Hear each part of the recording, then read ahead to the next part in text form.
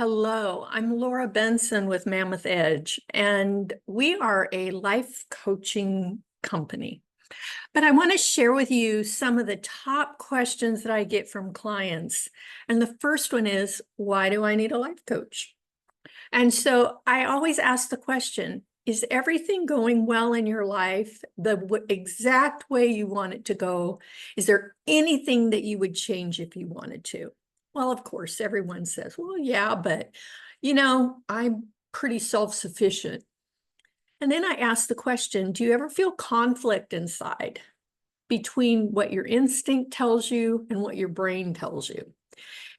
So many of my clients have this inner conflict going between when they're making decisions. Do I do the analytical thing, or do I go with what feels right in my gut, in my soul, in my heart, whatever you want to call it?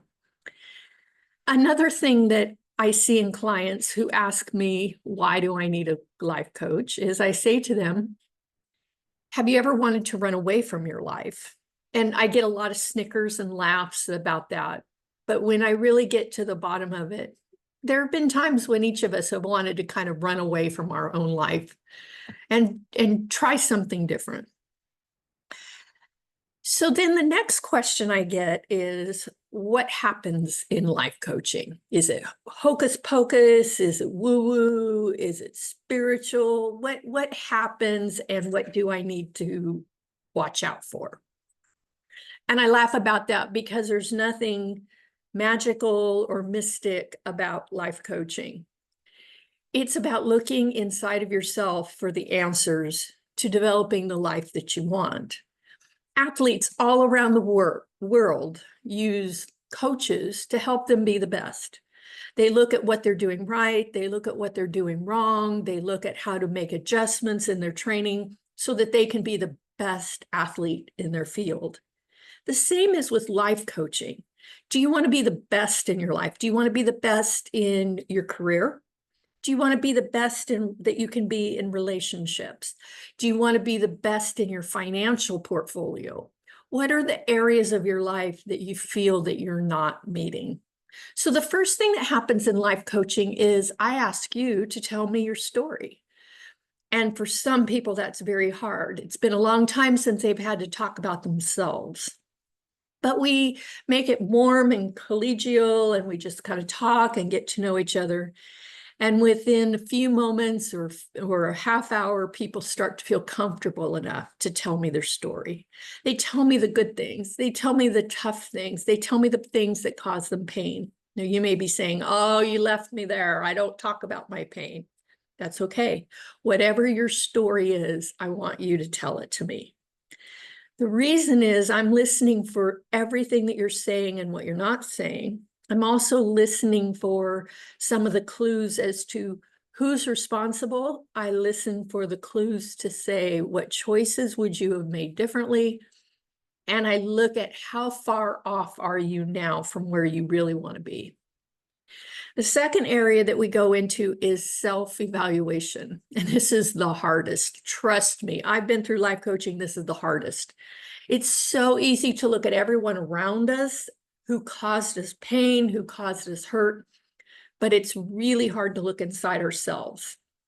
So many times we've taught ourselves or we've learned things about how to react or how to see reality that were there to protect us, but really didn't serve us. So we may be seeing things in a reality that doesn't really exist, or we may be blaming people that really weren't the blame. Sometimes the hardest part is just looking at ourselves. But if you're brave and courageous enough to do that, that will give you the freedom to let go of those things and say, now I want to move on and create the life that I want. The third step is building a roadmap to the future. What is it that you want your life to be? What do you want it to look like? Do you want a relationship? Do you not want a relationship? Do you want more money? Do you want less money? Do you want a career? Do you want to retire? What is it in your life that you would like to have, that you see yourself having? And we use tools in our toolkit to develop that plan. What choices will you make? How will you know that you're there when you're successful? And what adjustments will you have to make in yourself to get there? We use a lot of tools to encourage. We use a lot of tools to open ourselves up for new things. We look at tools to help us get rid of fear, anger, hurt, and things that sabotage us from where we want to go. Yes, sabotage us. The last thing that we do is we evaluate where we have come. We evaluate the people around us and how they are impressed with how much we've changed. We evaluate what's working and what adjustments we want to make. If our goals we've achieved, then we look to achieve different goals or better goals. It's hard for me to tell you exactly what you and I will do in life coaching, but that's the framework that we use. There's nothing mystical or spiritual about it.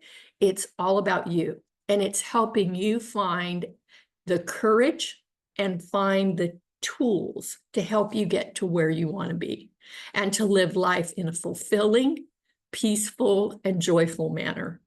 Please check my website, mammothedge.com, and sign up to meet me. I'd love to meet you so that we could talk. I'd love to hear your story. Take care.